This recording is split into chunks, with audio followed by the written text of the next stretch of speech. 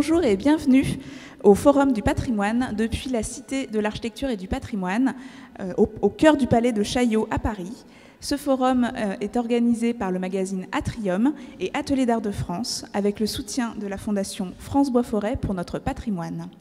Ce matin, réunis autour de moi, j'ai deux prestigieux invités, MOF, meilleur ouvrier de France, Monsieur Jean-François Girardin, qui est président de l'Association nationale des meilleurs ouvriers de France. Bonjour. Bonjour. Vous êtes président depuis longtemps? Alors, j'ai été élu il y a presque 3 ans déjà, et j'ai encore une année à faire. Peut-être un second mandat, on verra avec les gens de notre conseil d'administration. Et depuis ces 3 années, bien sûr, je crois que le plus gros travail qui a été fait, c'est avec les métiers d'art qui en avaient extrêmement besoin.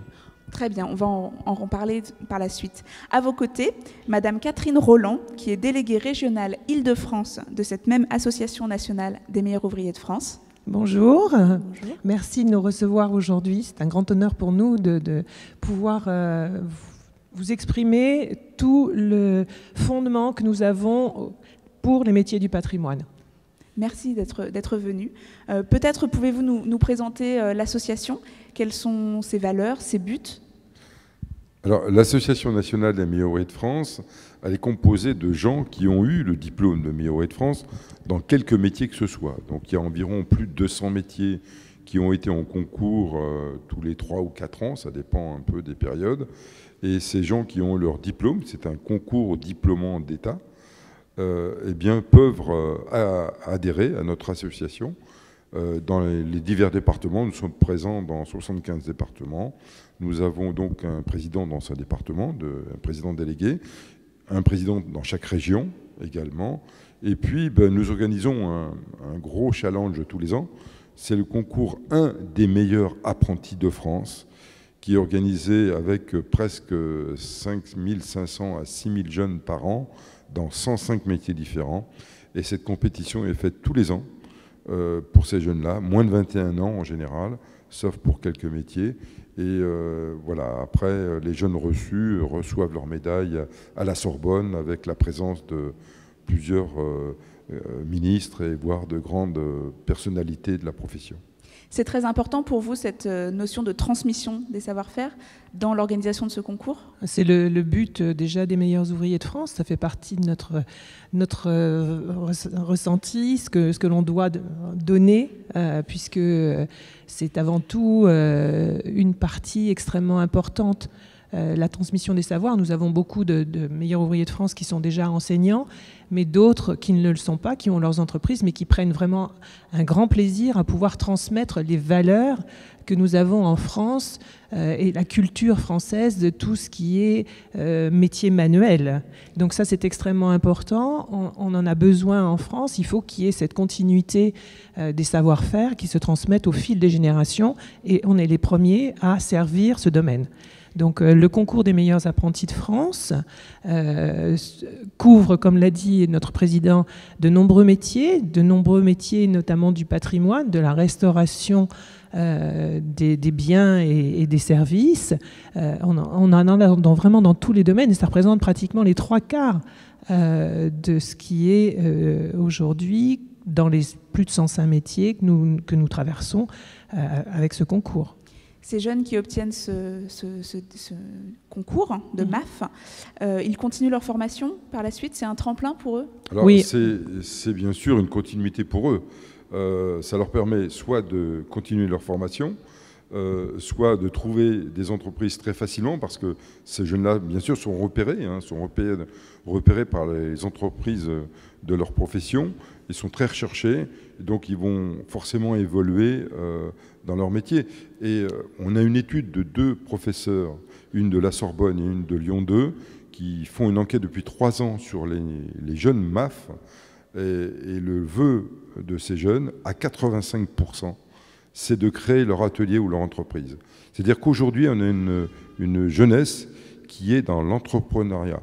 C'est une chose qu'on n'avait pas eue depuis très longtemps. Et c'est un phénomène un peu nouveau. les jeunes aspirent de plus en plus à créer leur entreprise et essayer de la développer, de travailler et de faire de la créativité dans leur entreprise. Ça, c'est une chose qui est complètement nouvelle avec les jeunes. Alors, les jeunes que nous avons, nous, bien sûr, ce sont les jeunes qui font de la compétition professionnelle, qui font beaucoup d'efforts pour leur formation, qui sont souvent bien entourés par soit leur professeur de technique, soit par leur maître d'apprentissage ou des gens de leur entreprise.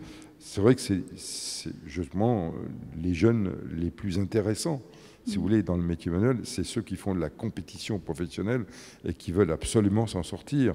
Et on voit dans des départements des fois difficiles, des jeunes qui percent justement grâce à ce concours et qu'on puisse se repérer grâce à leur talent professionnel.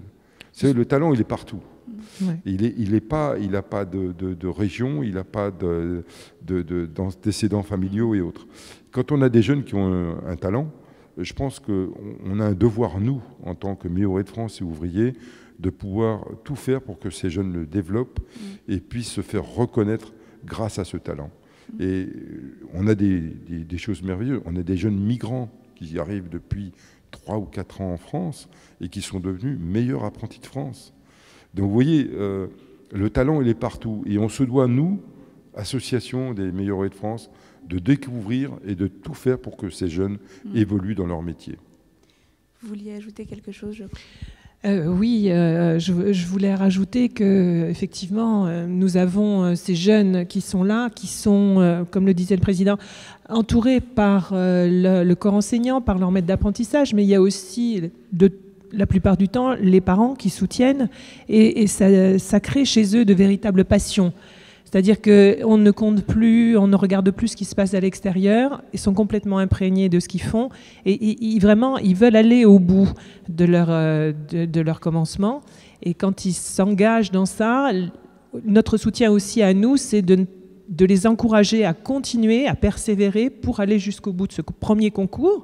Après, il est évident qu'il y a d'autres concours qui peuvent se proposer à eux, et notamment lorsqu'ils sont installés au bout de quelques années, ils peuvent effectivement se présenter au concours des meilleurs ouvriers de France. Et c'est aussi pour nous une passerelle, parce que de passer du concours MAF au concours MOF, nous en avons aujourd'hui des meilleurs ouvriers de France qui ont commencé par le concours MAF, beaucoup d'ailleurs, et qui se retrouvent meilleurs ouvriers de France et qui ont une vie qui les satisfait d'un point de vue professionnel. Et je pense que ça, au quotidien, c'est indispensable. Tout à fait.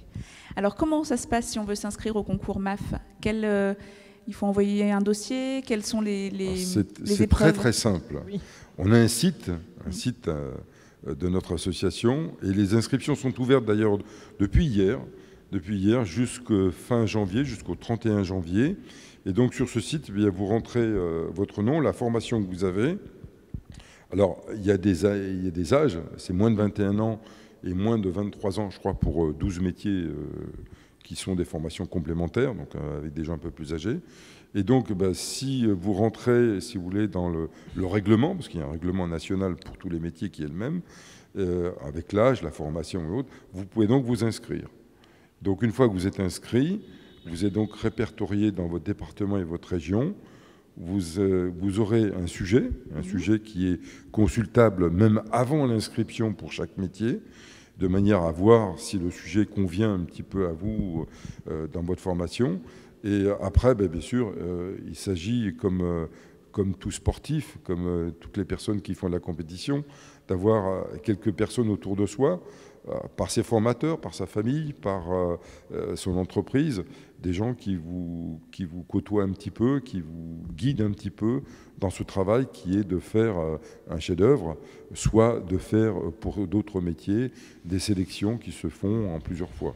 Alors les sélections, effectivement, ce sont des sélections dans un premier temps départementales, donc chaque département organise ses propres sélections, puis il y a une sélection régionale lorsque ces jeunes ont été validés en département, ils peuvent passer en région, lorsqu'ils ont obtenu une médaille d'or ou une médaille d'argent. En région, c'est la même chose, il faut qu'ils obtiennent une médaille d'or pour pouvoir passer en national. Et la finale nationale, c'est ce qu'on est en train de finaliser cette année, malheureusement, avec la situation actuelle. On est un petit peu en retard, mais on n'avait pas le choix puisqu'on a été confinés pendant 3 mois. Mais ça a permis quand même à des jeunes justement de continuer à peaufiner et à travailler sur leurs œuvres, notamment je pense à la charpente, les métiers de la couverture, les métiers du bois, les métiers de la maçonnerie, du bâtiment, qui font partie de tous ces métiers effectivement du patrimoine et qui, ces jeunes ont pu travailler, puisque la plupart du temps ils travaillent chez eux leurs propres œuvres à nous présenter, donc ils ont pu continuer à travailler pendant cette période qui était quand même relativement longue et pour laquelle ils ont bénéficié de ce temps à la maison. Ils ont pu s'occuper. Voilà. C'est déjà pas mal. Est-ce qu'il y a un dispositif particulier pour les métiers d'art ? Alors oui, comme je vous ai dit tout à l'heure, dès mon arrivée, pour les métiers de la gastronomie, on a tout ce qu'il faut en communication, même beaucoup trop même. Donc le problème est là. Mais nous, on peut transporter une image, dire au grand public, vous connaissez les meilleurs ouvriers de France dans la cuisine, la pâtisserie, les chocolats et tout, c'est ce qui est le plus connu du grand public, mais il existe aussi des métiers où il y a le même titre, le même diplôme, et dans plein de métiers différents. Et je pense que les métiers d'art ont avec nous une image à trouver. Et on a fait un travail énorme depuis 3 ans. Déjà, il y a cette commission qui est dans notre association, une commission très importante, la commission des métiers d'art, qui est sous la responsabilité de Claire Sarmady, qui est meilleure ouvrière de France en mode, et Adrienne Collin, qui est meilleure ouvrière de France en souffleur de verre au chalumeau. Et ces deux personnages qui représentent bien toutes les corporations des métiers d'art ont fait un travail considérable depuis 3 années. Et on a été même à créer une académie des métiers d'art MOF pour rassembler justement tous ces meilleurs ouvriers de France dans tous les métiers d'art, de manière à parler d'une seule voix, parce qu'ils sont un petit peu séparés, un peu dans toutes leurs petites corporations différentes, et de trouver des solutions, d'avoir une voix dans les ministères, puisque on a un ministère qui travaille beaucoup avec nous, qui est le ministère de M. Griset, où il y a des réévaluations de choses qui vont se faire, et où il nous accompagne pour beaucoup de projets pour les meilleurs ouvriers de France et les métiers d'art. Donc c'est un point extrêmement important. C'est en cette période de difficulté, où même avant le Covid, ces métiers d'art étaient en grande difficulté. Ça ne s'est pas très bien arrangé, donc il faut absolument les mettre à l'honneur. On avait cette grande exposition du patrimoine qui était prévue. Avec les organisateurs, on avait prévu... Pour le Salon du patrimoine. Pour le Salon du patrimoine. Et on avait prévu avec les organisateurs un circuit des entreprises de meilleurs ouvriers de France du patrimoine. C'était très, très bien organisé. Il y allait avoir des conférences, il y allait avoir tout un circuit pour les visiteurs avec les entreprises de meilleurs ouvriers de France qui étaient là. Alors, rien n'est perdu, ça sera pour l'année prochaine, avec peut-être encore plus de peaufinement pour l'organisation, parce que ces entreprises ont besoin de business, ils ont besoin de trouver des clients. On a besoin d'eux pour montrer ce que la France a du talent, a comme qualité d'artisanat français. Alors, on a aussi un site, nous, un nouveau site de notre association. On a aussi un site qui va être dédié au métier d'art à l'international, qui est Duo Deci, qui est en train de se fabriquer, qui sera certainement ouvert dans peu de temps. Donc ça sera pour rassembler tous les métiers d'art, alors les meilleurs ouvriers de France, mais aussi les maîtres d'art, et puis aussi les grands ouvriers ou entreprises des métiers d'art qui sont très connus, de manière à pouvoir être repérés plus facilement dans le monde et montrer qu'en France, on a encore des talents innombrables dans beaucoup de domaines, quelques-uns très rares, et on a cette qualité en France d'avoir l'un des meilleurs artisanats du monde. Est-ce que l'incendie de Notre-Dame en avril 2019 va peut-être permettre aussi de mieux faire connaître certains métiers du patrimoine et peut-être de retrouver aussi des jeunes qui auront envie de suivre ces formations-là ? En Île-de-France, on a effectivement beaucoup d'entreprises qui regroupent des compagnons et où ces jeunes justement qui préparent le concours des meilleurs apprentis, qui ont la visibilité sur Notre-Dame. Et c'est vrai que ça a relancé des motivations Et beaucoup de jeunes se sont inscrits ces derniers temps, effectivement, dans ces différents types de métiers qui peuvent couvrir toute cette restauration. Mais il est évident que c'est un travail d'extrêmement longue haleine, que pour l'instant, nous en sommes encore au balbutiement et que ça montre aussi aux jeunes qu'il y a une perspective d'avenir considérable dans ces métiers qui sont les métiers de la protection de notre patrimoine. Alors, vous savez, dès que l'incendie a eu lieu, malheureusement, tout de suite, il y a eu une commission qui a été créée. Nous avons un membre qui représente notre association dans cette commission, qui est Michel Bélanger, qui est meilleur de France en béton et maçonnerie, et qui, lui, a même travaillé de très nombreuses années dans le patrimoine, la restauration de patrimoine dans les pays d'Afrique. Et donc, c'est notre représentant donc, à cette commission. Bien sûr, on sait qu'aujourd'hui, on est encore en période de recherche pour les travaux qui sont plus conséquents que prévu, ce qu'on a vu. L'été n'a pas arrangé les choses non plus. Et bien sûr, toutes les entreprises qui travaillent pour le patrimoine, les entreprises de Meilleur Way de France qui sont à notre association, ont bien sûr été répertoriées avec tous les meilleurs apprentis de France qu'on a eu depuis 10 ans. Et bien sûr, on est au service qui seront proposés pour Notre-Dame bientôt, dès que les appels d'offres seront faits. Très bien, je vous remercie. Je vois qu'on peut compter sur les MOF pour sauvegarder notre patrimoine à l'avenir.